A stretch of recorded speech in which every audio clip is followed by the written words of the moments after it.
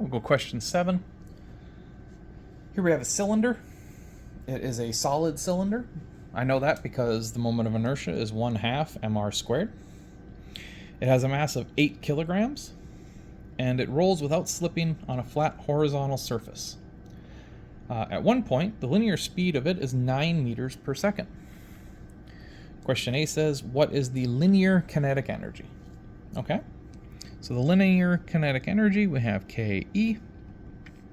We know that's equal to 1/2 mv squared. Okay, 1/2 mv squared would then be 1/2 the mass, which is 8, and the velocity, which is 9 squared. If I plug that in, I get 324 joules. Just what we got up here for our answer, 324 joules of energy. That's just in the translational kinetic energy, the straight line kinetic energy.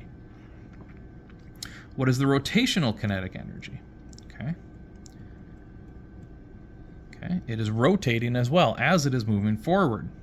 So that will give us 1/2 I omega squared. Okay, just converting over into angular form. That will give us 1/2 I, it told us was 1/2, so we'll have 1/2 times 1/2 times m, which is going to be 8, times r, okay, times r squared, we don't know.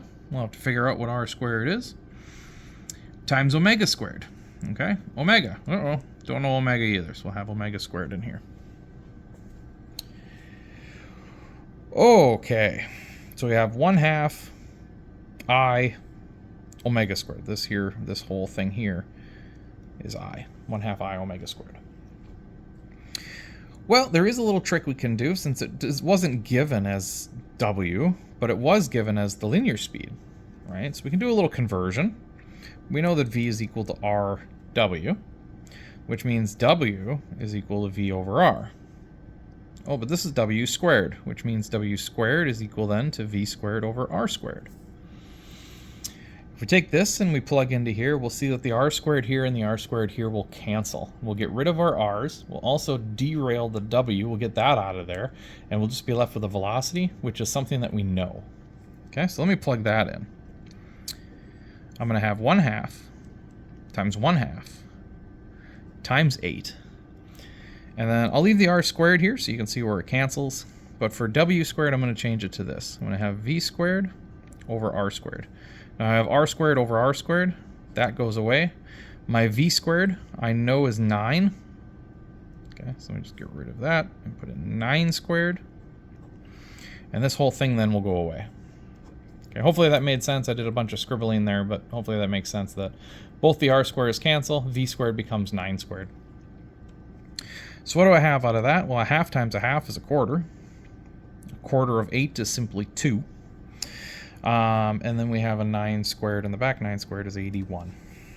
Okay.